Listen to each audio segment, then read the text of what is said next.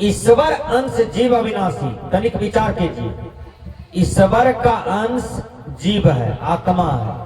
तुलसी साहब जी का ये कहना है, लेकिन नहीं, गीता क्या कह रही है? आत्मा अमर है, अखंड है, अविनाशी है। नैनम छिन्दति शस्त्राणि नैनम दहति पावका न चैनम कलेद्यन्त्यापनो सोष्यति मारुता न जायते म्रियते वा कदाचिनायम भूत्वा भविता वान भूया अजो नित्य शाश्वतो अयम पुराणे न हन्यते हन्यमाने शरीरे। भगवान कृष्ण ने कहा आत्मा अमर है, अजर है, अखंड है, अविनाशी है और आत्मा ही आपका स्वरूप है। यानी आप आत्मा है, आप देह नहीं है। देह में रहने वाला आत्मा होता है। देह का उद्धार 3 चीज से होता है। वो क्या है? रोटी, कपड़ा, मकान। यदि देह में आप रोटी नहीं दीजिएगा, कपड़ा नहीं दीजिएगा, मकान नहीं दीजिएगा तो सुरक्षा नहीं रहेगा। अभी आपको क्या करना है?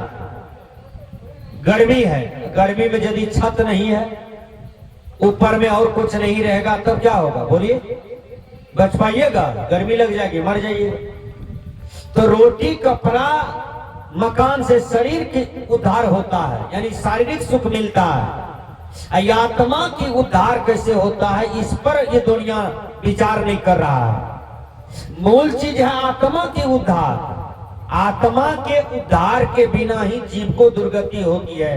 देखते हैं ना, घिसिया घिसिया के मरता है, पिल्लू फट जाता है, लेट पुट कर रहा है, यानी बहुत दुखता है, कराह काटता है, आत्मा दुख से चिल्ला रहा है। मतलब आपने साधना नहीं किया, आपने ध्यान नहीं किया, आपने सद्गुरु का भक्ति नहीं किया, आपने अपने जीवन की मूलता को समझा नहीं। इसलिए संत कहते हैं, बंदे कर ले आपनी बेरा, आप जियत लखो आपे ठोर करो, मोए कहां घर तेरा।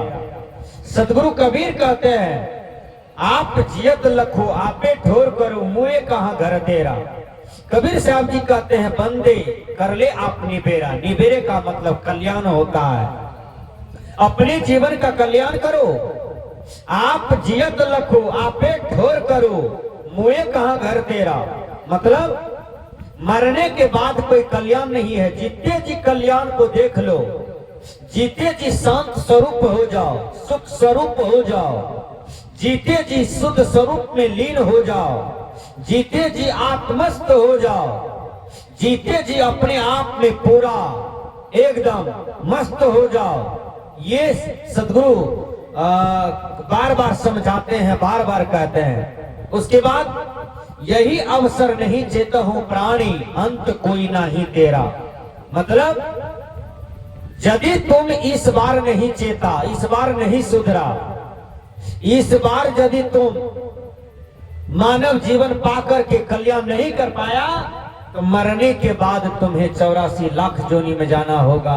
जैसे भुआ पिल्लू है, जोंक है, ये कीड़ा देखिए, गोबर कीड़ा है, पैखाना वाला कीड़ा है, ये सब योनि में जा करके ये कुकर्मी आत्मा भ्रमते रहता है। इसलिए इसी को 84 लाख जोनी कहते हैं। गुरुवर कबीर ने कहा, 84 लाख जीव जंतु में भटकी भटकी दुख पाओ, चेतत नहीं मुक्त नर बोरे, मोर मोर गोहराओ। बार बार मरते हैं और बार बार जन्मते हैं। इस दुसह दुख से बचने के लिए संत कहते हैं कि साधना के मार्ग में उतरो। देखिए, भगवान बुद्ध ने साधना किया, तब अपने जीवन में कल्याण प्राप्त किया। ठीक से समझिए, बाबा मिही ने साधना किया, तब उसको कल्याण हुआ। कबीर साहब ने साधना किया, तब उसको कल्याण हुआ। तुलसी साहब ने साधना किया। चलिए, तुलसी साहब के जीवन को थोड़ा समय चित्रण कर देता हूं। कबीर साहब कहते हैं, यही अवसर नहीं चेता हूं प्राणी, अंत कोई नहीं तेरा। चेता कौन? तो तुलसीदास जी। कैसे? तुलसी साहब देखिए भोग में मस्त थे।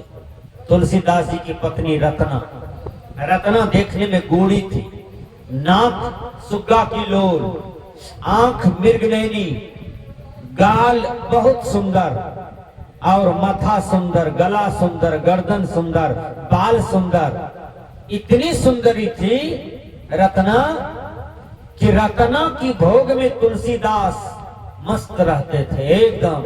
संसार में उसको कुछ दिखाई नहीं पड़ता था पत्नी की सुंदरता की भोग में। लेकिन गुड़ में देखिएगा मक्खी बैठता है गुड़ को चूसने के लिए। जो मक्खी होशियार है तो रस पी करके उड़ जाता है, उड़ जाता है होशियार मक्खी का काम। जो बकलेल है, ढालेल है, वो करता क्या है, वो गोड़े में चिपक जाता है। जब चिपक गया तो उसका पंख उसमें सट जाता है और उसके बाद वो मर जाता है उसी में चिपक करके। यही दुर्दशा अज्ञानी मानव का होता है, जो भोग में चिपक जाता है।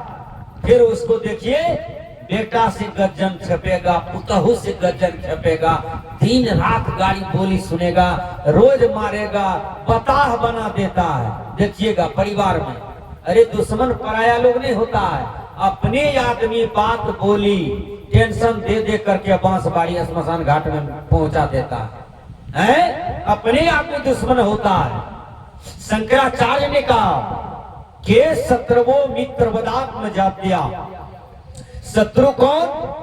कहते हैं जो अपना जैसा लगे, जिससे संसार अपना मान रहा है, अपनों को सजा रहा है, अपनों के चलते दूसरों को ठग रहा है, दूसरों से चोरी कर रहा है, दूसरों से व्यभिचार कर रहा है, दूसरों को लूट रहा है, वही पाप एक दिन उसको टेंशन देता है, दुख देता है।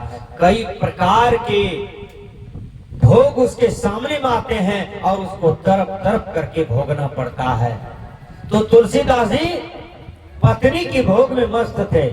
देखिए तुलसीदास जी एक दिन कहीं चले गए, 12 बजे दिन में उसकी पत्नी नहरा चली गई। दिन पूछे, नहरा गया, नहरा में चली गई तो नहरा वाली बात है, नहरा में तो हर लड़की का अपना मन नहीं होता है, थोड़ा कपार तक घूंघट लेगी, नहरा है वहां स्वतंत्र है?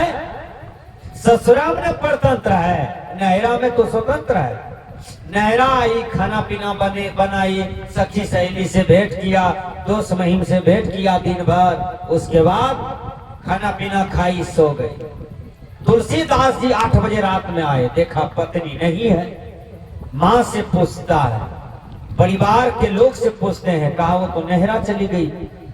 अब वो करते क्या है तुलसीदास जी, पत्नी की मोह में, सुंदरता की मोह में, वो कहा नहीं, किसी को नहीं बताया, चल दिया ससुराल। 12 बजे रात में नदी किनारे पहुंचा, नदी के उस पार में उसका ससुराल था।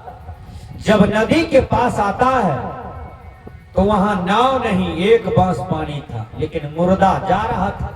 लोग मुर्दा को फेंक दिया था, मुर्दा जा रहा था, मुर्दा पर फान करके तुलसीदास चढ़ गया और किनारा लग गया।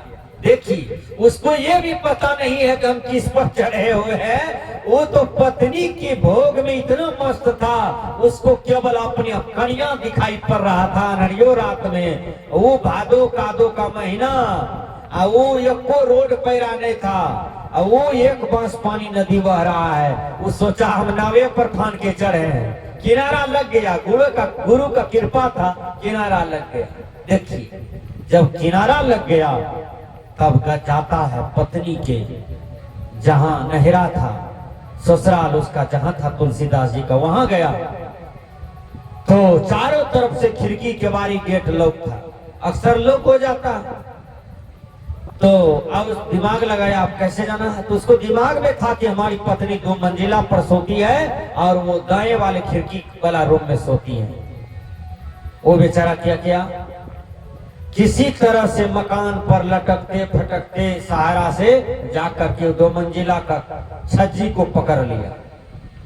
अब छज्जी को जो पकड़ लिया, उस छज्जी को कैसे पकड़ा, छज्जी पर गेहूं सांप लटक रहा था। देखिए वो लोहा वाला रड था, उसी में गेहूं सांप एक दो लपेट दे करके जैसे हवा लगा रहा था। वो समझाई डोरी है, अनहरिया रात में तुलसीदास उसी को भर मुट्ठी पकड़ लिया गोहमन सांप को, छड़प करके खिड़की के पास गया, खिड़की में एक धक्का मारा, लकड़ी का था टूट गया। पत्नी उधर से जगती है, कहती अरे तुम कौन हो? कहा मैं तुम्हारा पति रत्न तुलसीदास हूँ। कारे आप 1 बजे रात में यहाँ पर? क्या कहूँ, तेरे बिना दिल नहीं लगता है, तेरे बिना मन नहीं लगता है, तुमको देखे बिना हम जी नहीं सकते हैं। तब देखिए रत्ना क्या कहती है, अरे तुलसीदास तुम हमारे रूप में, हमारी सुंदरता में इतना मस्त हो, तुमको लज्जा नहीं लगता है? जितना प्रेम तुम हमारे हार चाम से करते हो, यही प्रेम यदि तुम परमात्मा से करोगे, गुरु से करोगे, साधना मार्ग से करोगे, ऐ तुलसीदास तुम्हारे जीवन का कल्याण हो जाएगा। विचार कीजिए, उसके जीवन का कल्याण कर दिया उसी का पत्नी। तुलसीदास का प्रथम गुरु उसका पत्नी हुआ, याद कर लीजिए। आजकल के पत्नी 70 बार गाली देती है, बजर खसौना भाइयों ने जैसे तैयो ने छोड़े से दे। देखिए बजर खसौना लगा के गाली देते हैं। कोई कोई पत्नी तो कोड़िया भी कह देते हैं अपना पति को, गंदा गंदा गाली देते हैं। लेकिन याद रखना, पति देवता होता है, पति भगवान होता है, पति सभी देवों से बढ़ के होता है। कभी पति को बजर खसौना नहीं कहना, कभी पति को कोढ़िया नहीं कहना, ये बहुत गलत शब्द है। किसी भी प्रकार की गंदी बात नहीं बोलना। आदमी को भाषा ठीक करके प्रयोग करना चाहिए, किसी भी आदमी को। देखिएगा आदमी ट्रेन में बैठा है, जा रहा है, तो बगल में तो ढेरी लोग ने रहते हैं बैठा हुआ। यदि वहां पर सब अच्छे हैं तो अच्छा विचार करते करते सबका टाइम पास हो जाता है, गप सप करते करते सब पहुंच जाते हैं। कहीं बात करने में गड़बड़ा गए ट्रेने में, तो देखिएगा लड़ाई झगड़ा शुरू हो जाता है। दाएं मुक्का वो उसको दे रहा है, उसको दे रहा है। काहे बात गड़बड़ा गया। पहले बात ठीक था, करते करते गड़बड़ा गया है, भाषा गड़बड़ा गया, दोनों को दाएं मुक्का लड़ा झगड़ा शुरू हो गया। तो भाषा ठीक है तो हर जगह मित्रता है, अब भाषा गड़बड़ा गया तो हर जगह दुश्मन है, हर जगह दुश्मनी है। तो बोली को संयमित करना चाहिए, प्रत्येक आदमी को बोली पर कंट्रोल करना चाहिए। आज देखिए नेता में लड़ रहा है, सदन में है, लोकसभा में, विधानसभा में, देखिएगा लगेगा कि एकदम लूट लेगा, मार देगा, इसको उसको लूट लेगा। काहे भाषा गड़बड़ा गया, सबका सब बोली गड़बड़ा गया। लेकिन संभालने वाले कौन है? लोकसभा में उसको अध्यक्ष संभाल के रखते हैं, विधानसभा में अध्यक्ष संभाल के रखते हैं, और मंच संचालक बड़ा बड़ा है, बड़ा बड़ा मंच है। चाहे साधु का मंच हो कि नेता का हो, दुनिया का कोई लोग का हो, वहां भी एक संचालक होता है। और संचालक के नियम के आप बगैर काम करेंगे तो आपको वहां से निष्कासित कर दिया जाएगा, आपको हटा देगा, आपका अपमान हो जाएगा। इसलिए अपने जीवन का स्वामी आप स्वयं है। तो रत्ना अपने पति को कहा, आप इतना हार चाम से प्रेम करते हैं, यही प्रेम आप परमात्मा से कीजिए। तुलसीदास का दिल टूट गया।